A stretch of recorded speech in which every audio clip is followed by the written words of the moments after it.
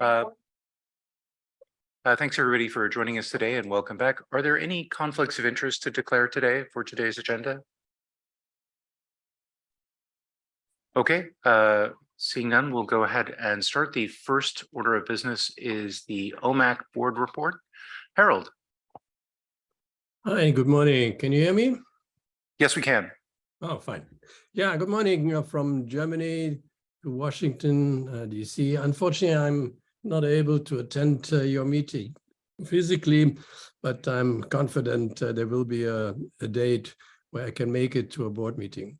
I just wanted to stick my head on the screen to show you I'm here, and I can report that the OMAC is working very well.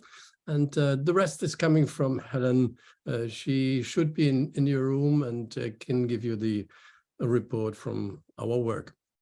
So thank you for attending and listening to me for this 2 minutes. And I wish you a lot of success for your meeting. Thank you.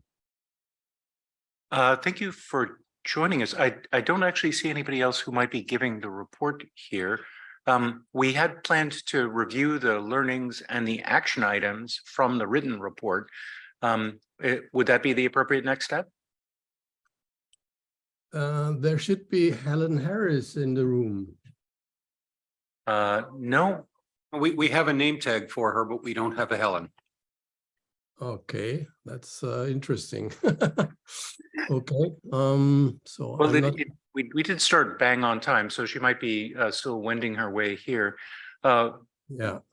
Would you be able to just hold on a second, and we'll swap in the IETF trust report, come back to the OMAC report in case Helen is somewhere in the hotel and working. Okay. Yeah, please. Okay.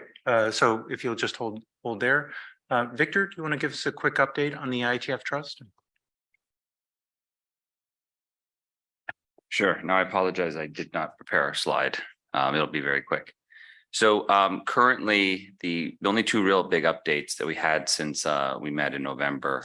One was there was a team from AMS that had gone out locally here to look at all our locker of various boxes. I believe there was a series of about 46 boxes worth of IP, various like blue sheets and other physical assets from the trust that they're currently still going through all of those assets to kind of take a full inventory of what the trust has and some of those assets. And then we'll decide from there where we store those long term and what to do with some of those assets. There's still a lot of questions within the trust in terms of the nature of the various items, whether it really is part of the repertoire of items that the trust needs to hold on to and keep. So that's current active work, and hopefully within the next couple of months we'll have got through that. The other large update is, as people know, there's a current conversion from the previous form of the trust to the nonprofit corp style. That conversion is still underway. There's going through various bylaws and finalizing some of those components. And so hopefully that by Prague, there'll be a sufficient update where we'll have completed most of that work and we'll be converted over. That's kind of where we're at right now. Thanks very much. So the one obvious question from our perspective is it the expectation in the new form that this board will still appoint, I guess in the IETF Trust LLC format, a director? I mean, obviously we've appointed trustees in the past, but this is a little different. There's still ongoing active, some side conversation, but in general, yes, that the goal would be that now the director is appointed versus the current trustee style. I guess the question will be for the body is, does that change the parameters by which these other bodies select people? Because now you're really selecting a director for that position and not just a pure trustee. I mean, the driving factor was to have the corporation take on a lot of liability, and we understand the historical challenges with the way trust operated before. But right now, the current pattern is that the same bodies would select the same number of individuals from the same places, except now they're going to take on director position versus the former trust type position. Okay, John? Yeah, on the first point, So I wasn't aware there was actually so much like physical assets we had in terms of paperwork. I mean, is there a plan potentially to digitize all that material archivally or? Excellent question. That is part of the active discussion now, where we're still going through a full inventory. Some of the trusts were also surprised at the amount of physical paperwork and other types of assets that were in the locker. There was even like, where are all these boxes and where they kept. Now they were safe. They were in a very specific location, so that's good. And it so, yes. wasn't in a bathroom in a, sorry. Yeah. So if I can highlight a couple of points, I don't think this is necessarily secret, is what do we digitize those assets and how do we maintain them long term? The other question will be, are there rules in place in terms of how long the body needs to keep these? And so there's other work going on, and a couple of members of the trust are kind of digging into that.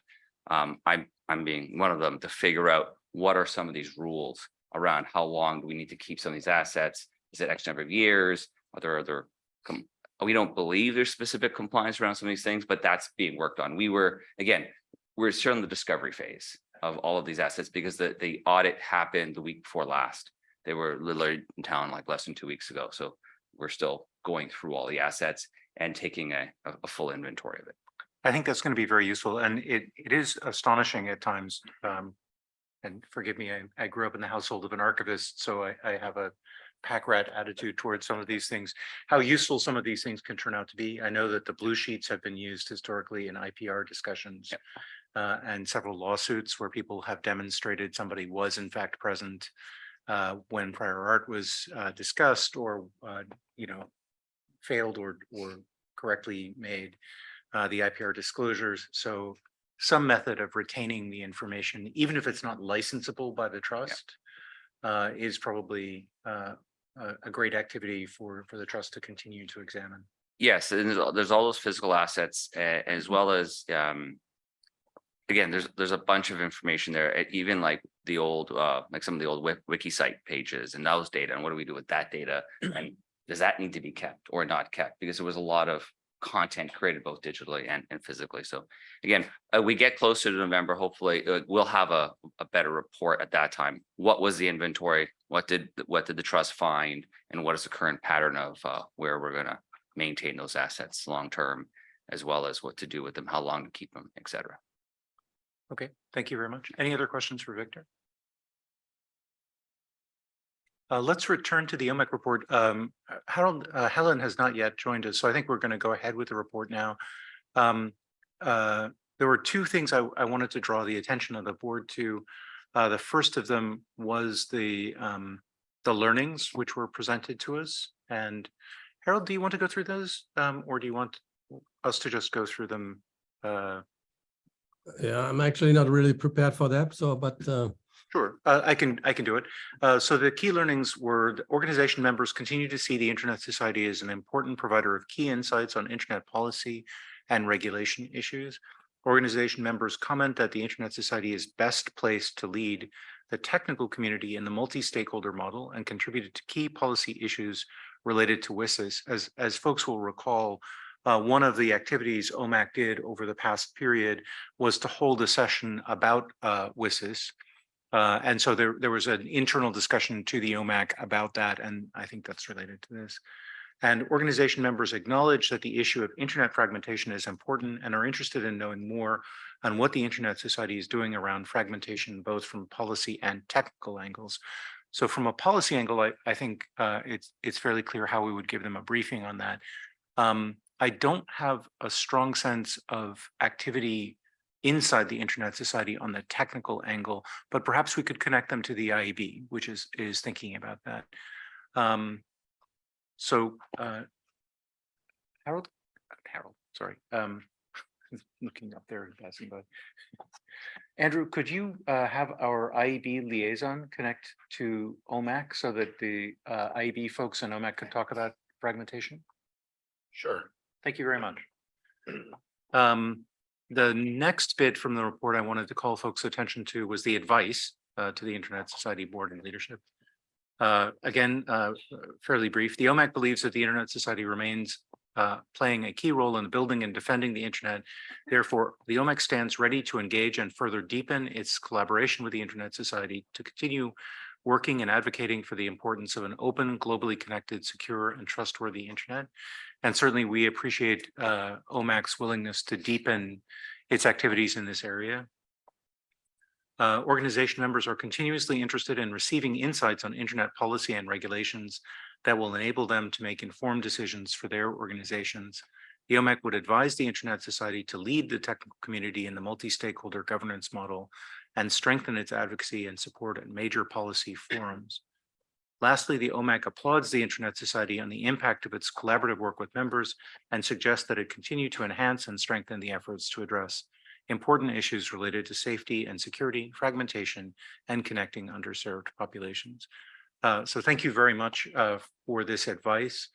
The one kind of question, Harold, we might take back to you is, what thoughts does the OMAC have on which of these policy forums it sees as the most important? Obviously, some are already indicated by the activity of OMAC, like WSIS, but if there are others, we would be grateful to know them. Yeah, we have to check that out. I'm not familiar with all the activities that are going on. We just started last week with a roundtable where we got insight of the program that is or the programs that are running, and I think over the rest of the year we will continuously look into these programs and come back with what is the most important by the end of the year, I think. Thank you. Luis? Barry was first. Oh, sorry, I saw you. The disadvantage of poor peripheral vision. Yes. Hi, Harold. This is Barry Liba. Hi.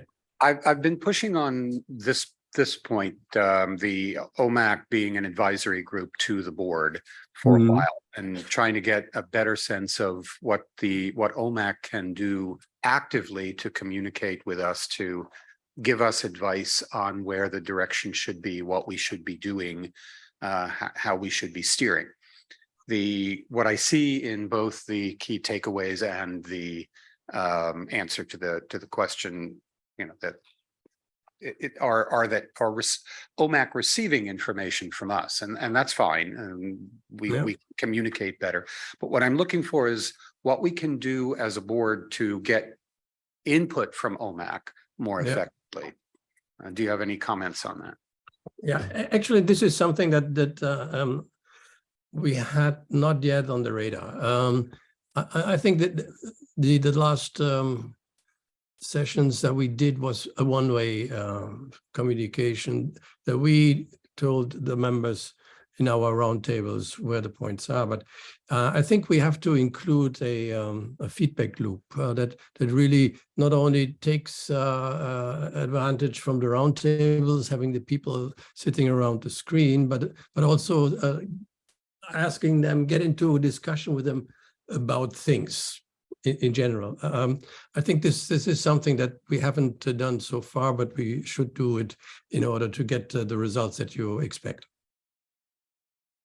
So I take this back to our group and discuss how we can get a more interactive discussion in these roundtables, or do something else to get feedback that can be fed into your system. Okay, thanks for that, Harold. And one thing that occurred to me, that I haven't talked to any of the other board members about this, but I think it would be interesting to have at least a subset of the board have a roundtable, an OMAC roundtable, and just do that with maybe 5 board members or something like that. But anyway, thanks. That's a good idea. Thank you very much. Yeah, you can use the other one. Yeah. Hi, Harold. This is Luis. I'm wondering if you can talk a little bit, how has been the membership participation in OMAC activities? Yes, if it's increasing, if you consider it's in the appropriate level, or it is not.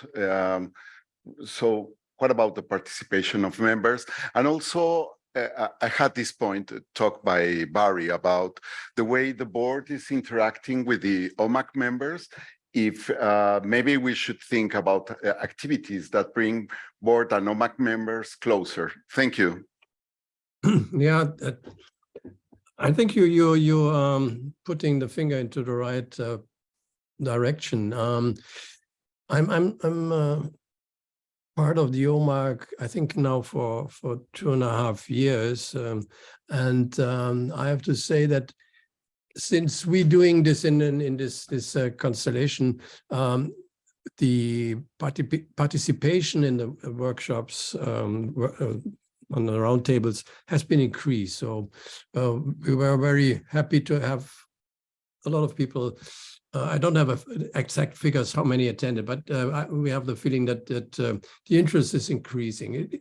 And the other thing is that the increasing numbers depends, of course, on the topics that we are presenting.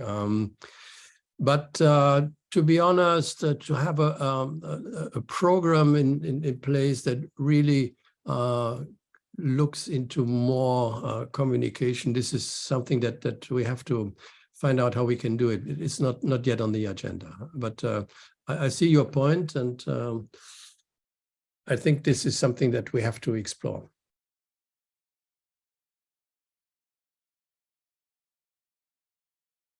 Thank you very much. Any other questions or comments for Harald? Oh, thank you, Pepper. Yeah, as an OMAC member, my impression is that the participation is actually increasing. But the second paragraph is what many of the OMAC members are really interested in. And the question is how to engage in a timely way on some of these things, using OMAC as a way to provide both feedback to ISOC, but also, frankly, a lot of the work that's being done within ISOC, a lot of the OMAC members are not familiar with. Yeah.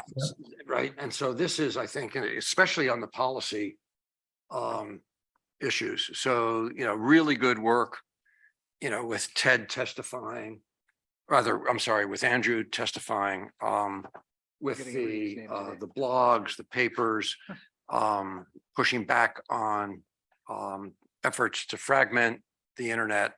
And I think that we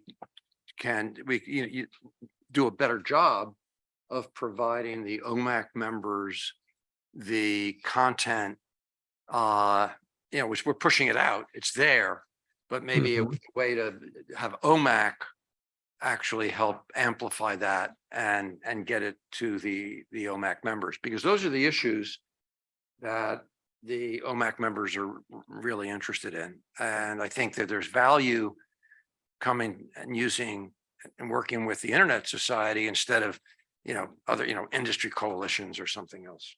Yeah, sure. Yeah, let me think about it, and we come back with a proposal how we could increase the collaboration. Maybe we can do something like a concentrated mail shot on certain topics, rather than the sending out general information. Let me think about it, and we will come back with a proposal.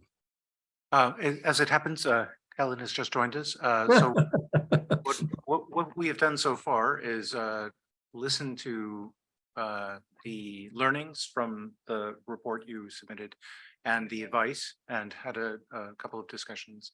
But if there's other points you would like to make, we're happy to have you here. Sorry that the timing apparently was a little too close. It's a very confusing hotel. But welcome. Sure. Hi. Okay. It's okay. Hi. Welcome everyone. I'm Helen. I'm also on the OMAC with all the fabulous team that we have. I represent Amazon on the ISOC. So I think Howard probably, I'm assuming, mentioned like all the key points that I'm assuming he covered the report. And I apologize for being late. Parking was not easy this morning in the city. But yeah, I look forward to continuing working with all of you and seeing how we can facilitate better communication and input from the OMAC members into the board. Thank you. Any questions for Helen?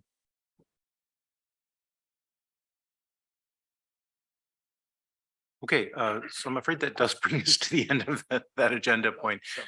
Oh, Sally. Thank you. And this is a really been a good conversation. I really do appreciate the report from the OMAC. It's one thing that we've been focused on this year is how do we better engage our community in general, and of course the org members are a key part of that. And this week Andrew and I and Renali and others had a number of meetings with org members to just try to build those relationships. It is a relationship between the Internet Society and these organizations that have committed to supporting us. And so, a lot of those conversations, we were in DC, so, a lot of focus on the DC policy environment right now, which is extremely active with respect to the internet, comparing notes, understanding what does the Internet Society offer org members that might be of value. The way we're framing internet impact assessments was quite interesting to, I think, a number of our org members. Just sharing the work that we do and understanding where their points of interest are. And we also had some conversations about strengthening the OMAC and the ways in which it can be useful to our org members. And I think that dialogue between staff and the OMAC is helpful. But Barry, I think your point is well taken as well, that this is an advisory group to the Board of Trustees.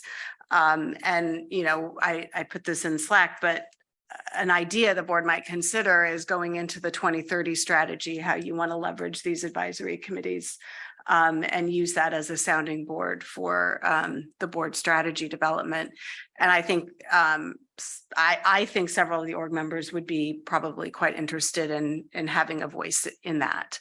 But with the policy environment, we have limited resources, and we are, while we're a strong organization, we're not as big as all the threats around the world. So how do we prioritize where are the greatest threats? Where do we put resources and share information? I think that is the value of this community. And so those were the conversations that we were having.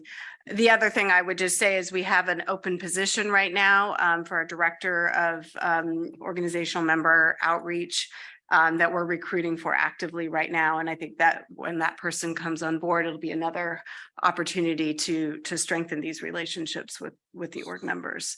But this notion that the policy piece is so important to many of our org members is a good insight into how we shape the OMAC agenda. Yeah, thanks, Sally. You also reminded me that one of the things that the OMAC members find really valuable when they are aware of it, it's all of the data about, things like the internet, shutdowns, the traffic pattern, all of the data that now is over the last couple of years been made available as a resource is a really great resource. And it's of high value to the OMAC members, but I'm not sure all the OMAC members are aware of it. And that's something that you've done, over the last couple of years in stepping up on that stuff. And I think that's also an opportunity to leverage that. And it is very high value. So yeah, thanks for mentioning that. Thank you, Sally. Okay, I think that brings us to the end of this topic. The next topic is a report from the CHAC that was received this morning. It's been distributed both into Board Effect and by the Slack channel. There are a couple of things I want to draw the attention of the board to. One is they asked for our help in noting that there were a number of different volunteer opportunities. They are looking for a member of the Internet Threats Modeling Working Group, a member of the Knowledge Hub Working Group, and the Chapter Communication Outreach and Engagement. So if board members would share those with their networks, so people know that these opportunities are available for not just chapter members, but anybody involved in the Internet Society. The other thing I wanted to pull out is that they are using a topic suggestion box, which I think is a new thing. All of the chapter reps are invited to share initiatives and ideas into the topic suggestion box. And that's a mechanism that they're now using to allow the steering committee to hear from the broader community. So it's available at any time. It's not a time limited thing, but it's a mechanism that's been implemented, and we might want to share as well with chapter members that that's available to them, because I know there's historically been some question of how you pass information from the chapter membership up to the steering committee, and that's a point there. They did note to us that at the moment, the total number of chapters with a CHAC representative is about 87.4%. There are a total of 119 chapters and 104 are represented in the CHAC.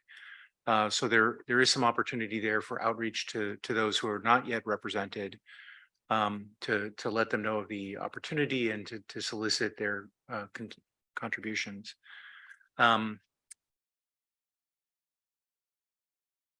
Other than that, I would just, there's a summary statement. We are, however, in general satisfied with our ongoing progress to date and are continuing to find ways to improve the matrix associated with both the total number of chapters having appointments and to increase overall engagement. So that's kind of the quick summary of the report. I invite the trustees to read it. It's fairly brief when you have a chance. Luis. Yes, that's an accurate summary about the what we got this morning. Just want to point out 3 points that they are placed in this box about the topics they feel it's important.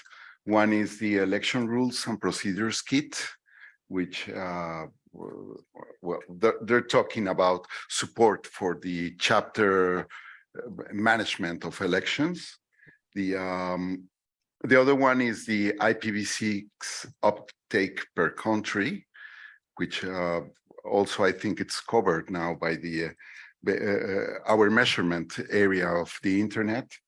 And the last one, which has been a topic for a long time, is the language interpretation. Yes, the essentially this was brought by the Puerto Rico chapter, and they are asking for support for interpretation in meetings of the CHAC, at least English, Spanish, and French. So let me just make sure I have the scope of the request correctly. Is it physical meetings of the CHAC or the online meetings of the CHAC? It's online meeting. Okay. It's online meeting. But they feel there is still a language barrier when in discussions. Now, I have been in maybe in the last year 2 meetings of CHAC. Yes. Because of the topics they were discussing. And I don't know, I would like to put on the table the idea to have a liaison with the CHAC, because I feel we are getting feedback from CHAC or communications from CHAC very spontaneously, maybe twice a year. Mm-hmm. Yeah, for example, this language interpretation request has been 2 years in their table, and for me it was nearly. It is not that I didn't know 2 years ago, but it was forgotten. Yeah, but I don't know and the point I was trying to bring is.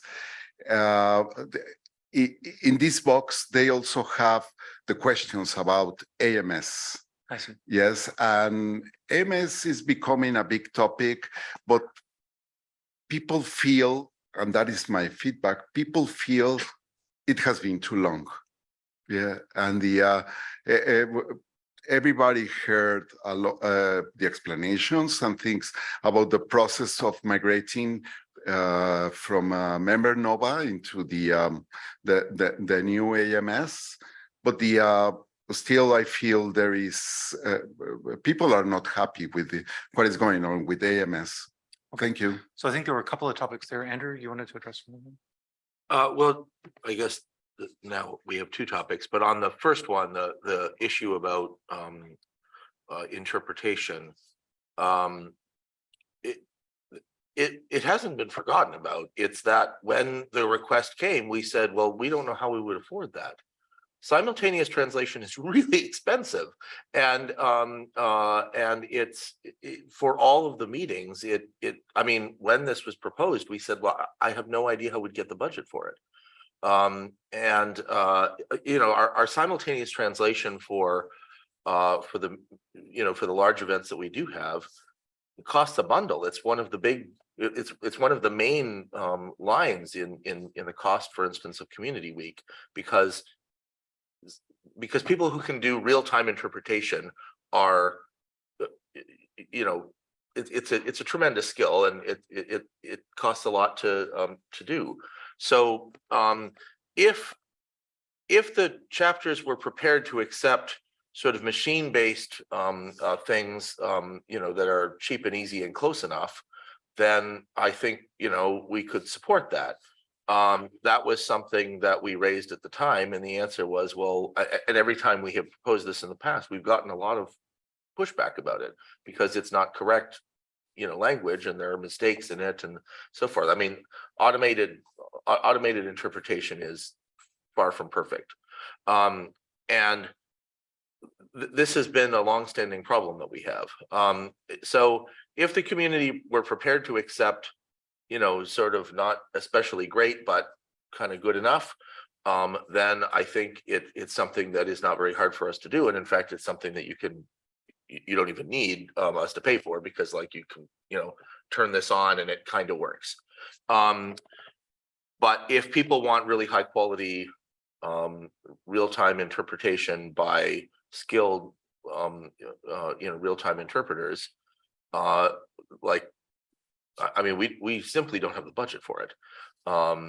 If the chapters would like to aid us in our fundraising efforts, then perhaps we would have the kind of money that is necessary for that. But it is many thousands of dollars for a meeting of the length of the regular CHAC meetings go for each time, and we don't have the resources for it. On the issue of the member Nova transition, we agree it's taking too long, and I can't but apologize that we've had another delay. I don't have a new date for us. I'm ashamed that is the case, and I am sorry about it. What we don't want to do is cleave to the date no matter what. That was the strategy the last time. It was established before I started, but it was definitely the strategy the last time, and it didn't go well.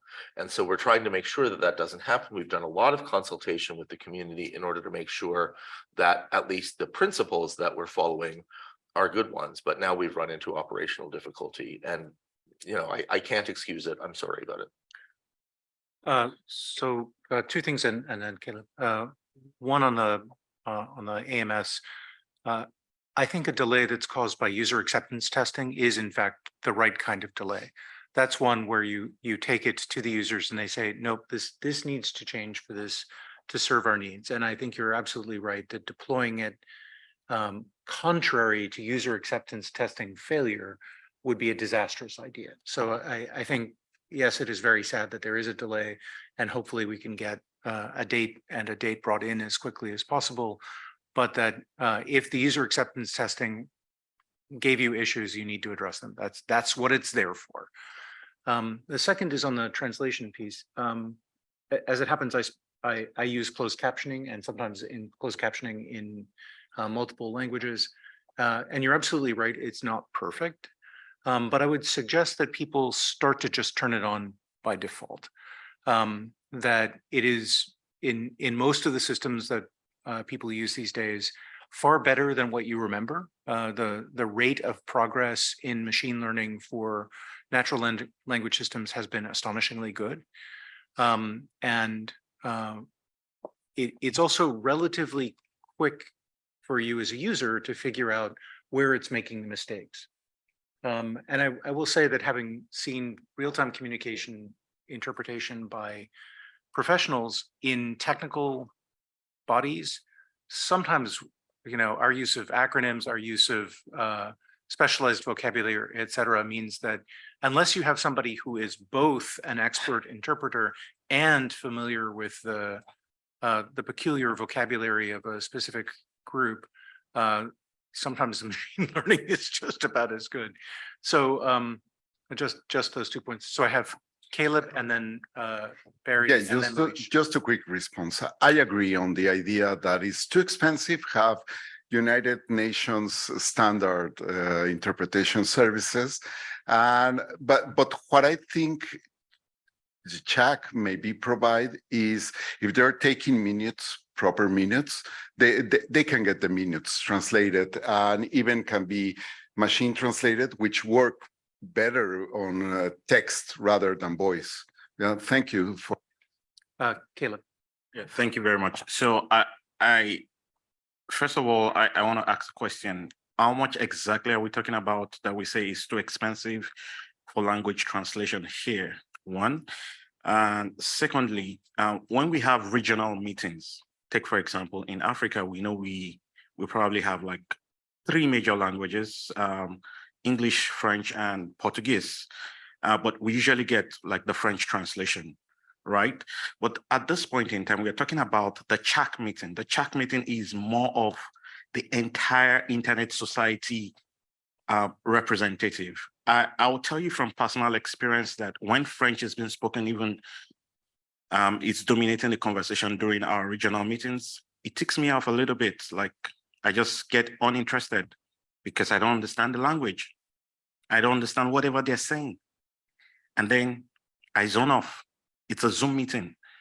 The Zoom fatigue is already there for me. I get busy with something. So I don't think it's too much of a request from CHAC to then say that this is the global entire body, not like it's regional, that everybody speaks Spanish there.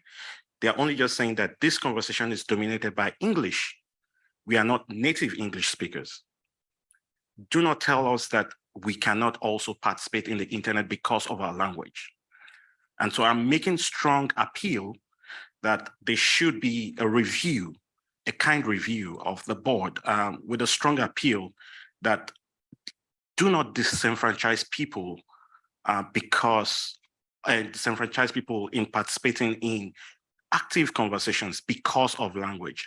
It has a bad taste in people's mouth when they can't participate actively in conversations that they feel that they have something to give into. So it's an appeal to revisit what we feel is too expensive for a chat conversation for a chat meeting. After all, chat meetings don't hold every month. So may I ask you a question? One of the things you pointed out is that the cost might be variable by region, right?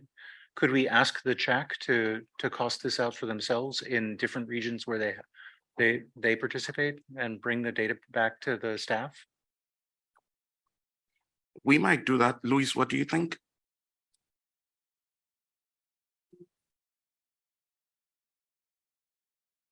Yeah, but I still feel that the automation may be enough if we get a proper and paid automation service for doing the translations as DeepL or something that is currently used by many of my students when need to translate formal documents. But yes, also we need to hear from CHAC. So that is why I was saying about the having a closer communication with CHAC. I mean, look, we heard from CHAC about this. We have the prior request. The request was for interpretation on every committee and every working group of the chapter advisory committee. This is hundreds of thousands of dollars if we're going to employ people to do this in the 3 languages that we're able to support. We simply don't have that much money. I mean, I would like to do it. I would like to do a million other things, but the truth of the matter is I don't have that money. Now, if people are prepared to accept the machine translation, we can support that without a hesitation. But the last 90 times we have tried machine-based translation, we have gotten our various body parts handed to us. People are very angry about, well, this isn't good enough. This isn't good enough. Insert your language here. And I appreciate that. I mean, the truth of the matter is that the prose of the English is not exactly ageless. So I'm not sure what the concern is that, it doesn't make for good Spanish, but we get a lot of complaints about this. And I think that one of the questions that we have to ask ourselves as an organization, and I mean this for the whole society, including the chapter advisory committee, is whether good enough is good enough, or whether perfection is the only thing that we're willing to accept. And if it's only perfection, then I simply don't have the money. If it's like, pretty good and we can get there, and like this is a way of communicating, just as I'm communicating with you right now by sort of stumbling and waving my hands around and so on, then that's a different story. And I think that what we can see is that things improve all of the time. I take very seriously the point you're making about disenfranchisement, but it's also the case that being able to exercise your franchise in a like rough and ready way is way better than the absolute perfect. And I so far have run into the wall where many members of the community are simply not willing to accept something that is just best efforts translation. It's sort of strange that we have a best efforts network and we're not willing to accept best efforts in these other kinds of cases, but that is the situation we're in. I think it would be worth it for the board to ask the chapter advisory committee whether they are willing to try these tools again. I appreciate that 2 years ago they were not as good as they are today. Maybe trying them again is worth it. Of course, trying them again doesn't require very much work. You turn on the feature. It's already there. So thank you, Andrew. Luis, if I can make one quick comment before. Okay, sorry, you just heard. Can I ask you to use that thing? It's going to be hard for me just because peripheral vision. The point you just made about rough and ready, I think goes to the point Caleb was making about the Zoom fatigue and fading out. It is different, and I do this myself all the time, to be reading along rather than listening along. The kind of engagement changes. And most of these systems do audio to text in a new language. So I think we need to acknowledge that there is a functional difference there. There are advantages to that, right? You can then use it for minutes in multiple languages, which is very useful. But I also want to take up the point that was made in the Slack. Brian pointed out a study from 2022 that showed that the accuracy of the translation for Google Translate from English into Spanish is already at 94%, and the state of the art is moving very fast. We are not actually supporting that many languages at this point, and we are supporting the languages where the state of the art is improving the fastest because they are the global languages. Hello, post-colonialism. That everybody has picked up on in addition to whatever their native language is. So I think the chances are pretty good that we could invite the CHAC to try them again. And I suggest we do that in a meeting with ourselves, that we invite the CHAC to meet with ourselves and to try these out together. And that I think that may give them a chance to say, okay, it turns out when Ted is talking, his English isn't all that good and the Spanish matches up. that could be well where we end up. And I think by offering to do it together, we create an automatic different taste to the proposal. Then please, you guys go off in your own meetings and be satisfied with this, because we will be sharing the experience with them. And Barry and then Luis. Again, my apologies, Barry. That's fine, thanks. Luis said something about translating minutes, and of course, that's not what's being asked for. I mean, yes, we need to have that done. That's inexpensive, but that's not what's being asked here. What's being asked here is simultaneous translation so that we can participate, so that people can participate. So going with what Caleb said, Caleb, the job of us as a board is to balance the needs of the chapters for participation with the cost of things. And we have to be able to justify the cost and budget for it. And I agree with Andrew. We simply can't do that with this. So going to the machine interpretation, I posted something in the Slack that was a direct quote from a presentation at the IETF where they had machine interpretation, and it's useless, that particular quote that I posted. But that was a Japanese speaker speaking in English, speaking fast, speaking with a heavy accent, and that's the part that doesn't work well. It translates native speakers who are speaking, people who are speaking in their native language fairly well. And if you can keep your speech speed below 0.5 echoes or something like that, it helps. I think what Andrew just said before was fast enough. You were talking fast enough that a machine would have trouble keeping up with you, even though you speak clearly in English. So part of that is getting people participating to slow down, speak clearly, to assist the machine interpretation. And I think if we can do that, it may be good enough. And we should certainly try it. Yes, thanks. Actually, there is the written request. The full request says to provide live interpretation in different languages, both written and spoken in ISOC working committees.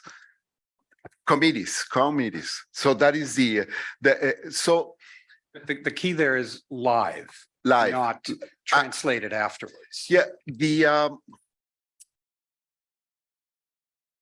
if we're talking about legal procedures, of course, you need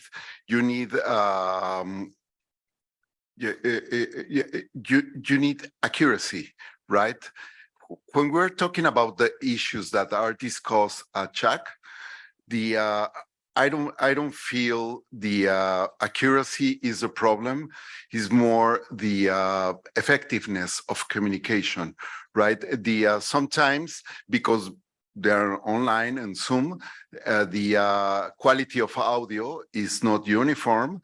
So then the people make a lot of effort to understand English, and the English-speaking people cannot make an effort to speak in many other languages. Yes, some people, as the Puerto Rico people, are able to speak either Spanish or English. Yes, but the Canadian people, Pierre Jean, is able to speak English and French. Yes, and some Spanish. But it's still the agreed norm that the only way to communicate is English, and so maybe talk to them about audio quality, but also get a real sense of what is the problem, why they do not like the machine interpretation, because if it's just because it's not UN standards, well, I think it's, as we said, we need to go into best efforts rather than the NASA standard for communication. Yeah, thank you. Caleb, and then we'll close off this topic. I do appreciate the chair for his balanced view on the live interpretation. So I think I just needed to provide a clarification of the request versus what I am advocating for on the board. Is CHAC meetings do not hold every day. It probably holds, worst case scenario, once a month.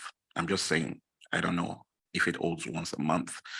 And then if it's assuming holding once a month, which probably would mean 12 times, the exact CHAC meeting, not the working group here.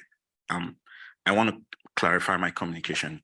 At least can we get that live translation, because it's where everybody meets, and they're not all native English speakers. Now, they will self-organize themselves based on language into different working groups if they want to, and maybe find ways of using machine translations. But at least at the general meeting, where I think they all have to work together and more like the chapter regional chapter advocacy meeting, they should at least have something like that live translation so that there won't be language barrier. That's just all I'm supporting Louis' motion for. Yes, and then I will summarize. One thing that I think would help here is if we could get a directed donation for this. I think that would be a good answer. If somebody said, I'm donating enough money to cover that specifically for that purpose. So the amount of money that we're talking about here would be in the six figures. It's a seriously large directed donation. So we could seek that. One possibility might actually be to seek it from ICANN, because ICANN provides these for its meetings. They might make those available to chapters for CHAC. And we could see if they would give an in-kind donation for that, or otherwise look for a donation to cover it. However, I would like us to return to the previous point, that is what's good enough here? What does good enough actually look like? And I would like to propose to the board that we schedule a joint meeting with the CHAC steering committee, use this facility that's provided to us for machine translation, and jointly talk about the problem. I think my own experience is that there are serious differences by going from voice to reading, but they're entirely manageable with time. So I think it would be good for us to show that we're interested in the topic, but frankly, the cost issue is quite significant. The live translation, because it requires multiple translators to pass the ball back and forth, and you're in a situation where you're not necessarily going from English to Spanish or Spanish to English, but you might be going from French to Spanish. The matrix gets tough quick, and the costs go up quite fast. So I think unless we do get a directed donation for this or a contribution in kind, that we need to explore more cost-effective approaches. And I think that means we need to take the pain into the board as well. We have to show that we're willing to deal with that. So is there anybody who would object to scheduling such a meeting? Okay, Lauren, I'll work with you offline, and it would probably be good for us to have a topic other than let's chat about language, because otherwise everybody has to bring their favorite poem in their favorite language and see how we do. According to the link Brian posted, Armenians are going to have the worst trouble because their poetry will be rendered the worst. But I think that gives us at least a way forward. That's not a way forward, that's a way somewhere into the weeds. I think that brings us to the end of this topic, except we were originally hoping to have a report from the DC chapter. The DC chapter declined to give us a report. However, they did want to notify us of some sad losses in their community, and we join them in noting these losses, in particular of their original executive director and treasurer, John Moore, who passed away in September of last year. And we join them in remembering them and missing them. So we thank the chapter for sharing this information with us, and we hope that the current chapter leadership is able to build on the solid foundation that David and John have left.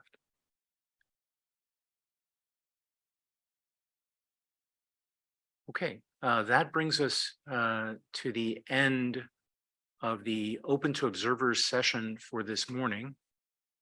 The next topic will be in closed session. So if Helen, if I may ask you to. Thank you. Thank you. Thank you.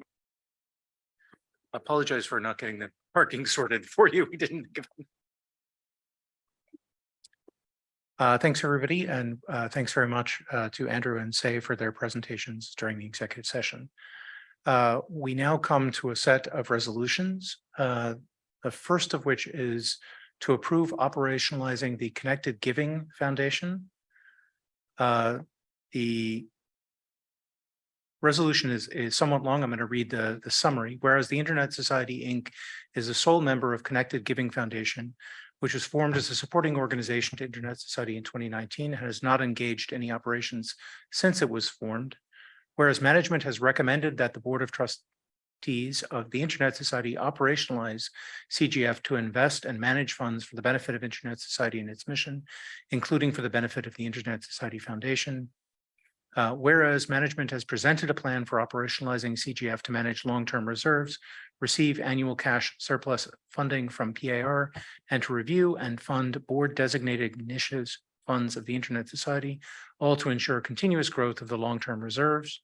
And whereas the board has determined that it is in the best interest of the Internet Society and its mission to fund CGF and to approve the plan, resolved that the board hereby approves the plan as presented by management. Resolved further that the board hereby authorizes and directs the Office of the Internet Society to implement the action plan contained in the plan, including to transfer or to cause the transfer of excess contributions from PR to CGF. And resolves further that the board hereby authorizes and directs the president and CEO of the Internet Society to evaluate and recommend to the board an appropriate governance structure and board composition for CGF, given the nature of its planned activities. Are there any questions on the language of the resolution?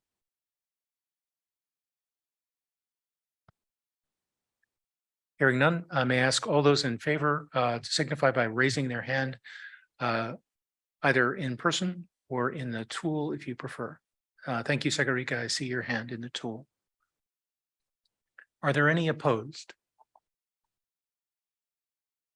Any abstentions? Seeing none, the resolution is approved. The next resolution is a recommendation to approve a revision to the Finance Committee Charter. This was discussed earlier, and it reads, whereas as part of its annual work plan, the Finance Committee reviewed its charter and made minor amendments clarifying existing language and terminology, as well as incorporating new language regarding the committee's role in the oversight of investments and investment performance. And whereas the amended and restated bylaws of the Internet Society, Article 2, Section 12, require the Board of Trustees to approve committee charters, resolved that the Finance Committee Charter as presented is approved. Is there any question about the language of the resolution? Seeing none, may I ask all those in favor to raise their hand to signify their assent? Thank you, Sagarika. I see your hand in the tool. Any opposed? Any abstain? Seeing none, the resolution is approved. The next resolution is to approve the minutes of the 172nd ISOC board meeting. It reads simply, resolved that the minutes of the 172nd meeting of the Internet Society Board of Trustees held by video conference on the 14th of June of 2023 are approved. Are there any questions about the language of the resolution? Any suggested amendments to the minutes? Seeing none, may I ask everyone who assents to raise their hand? Any opposed? Any abstain?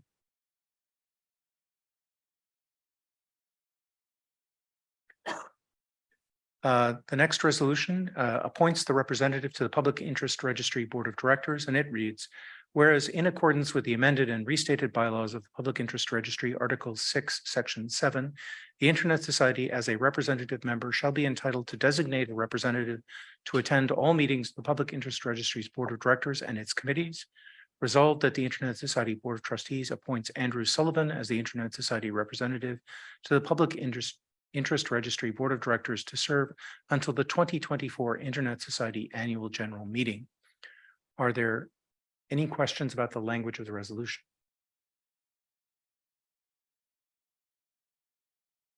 Seeing none, I think we could do this by acclamation.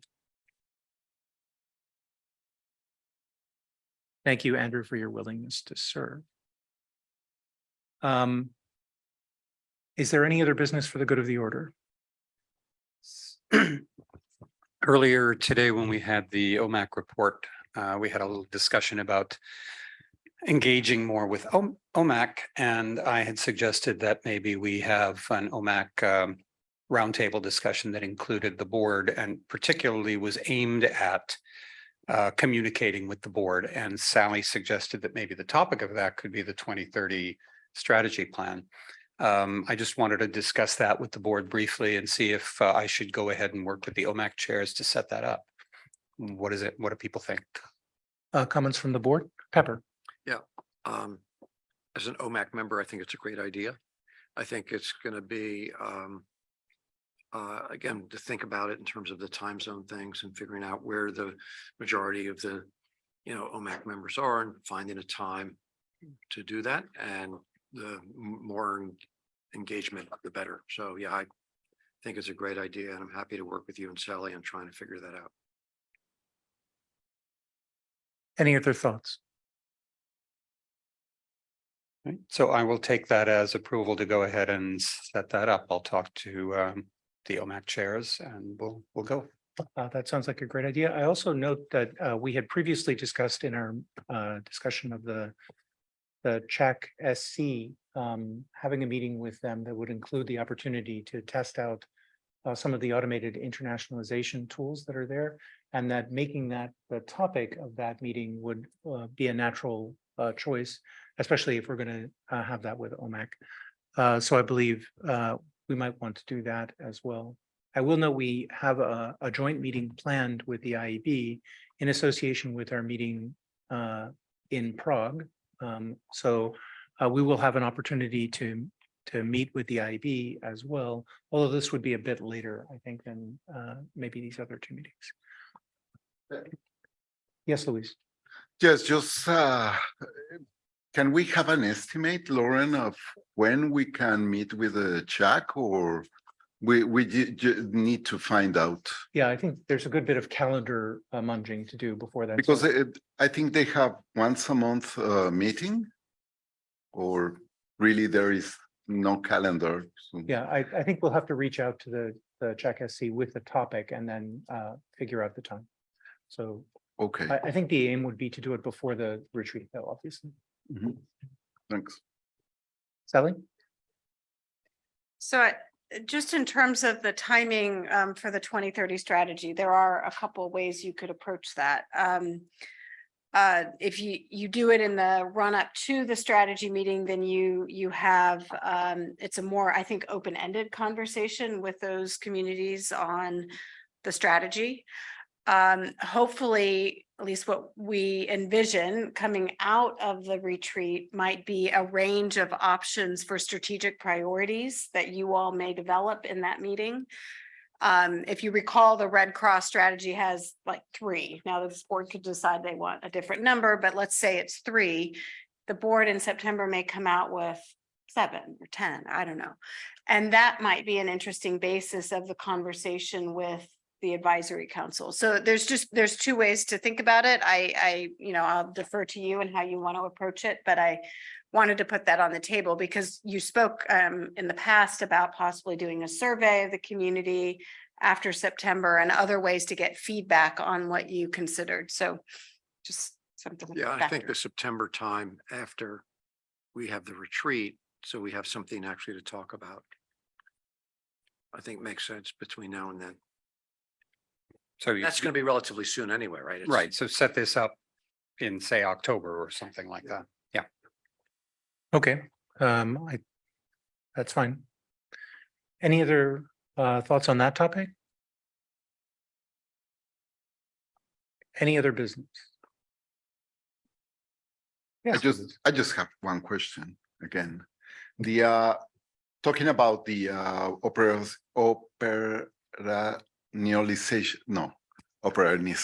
okay, it's to bring in active CGF.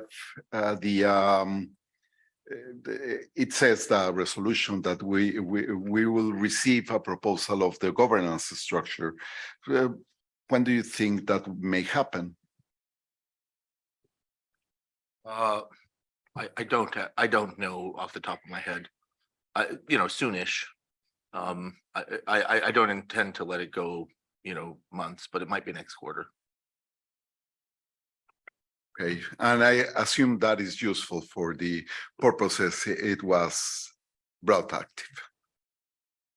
I mean, it has a governance structure now. It's not like there's a problem. So I'm not actually concerned about it. But I think for good operational reasons, it would be better to have a wider governance structure than it has right now. Any other topics?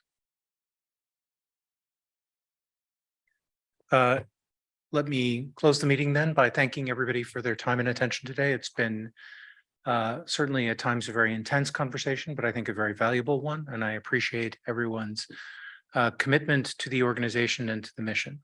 Thank you very much. You may stop the recording now.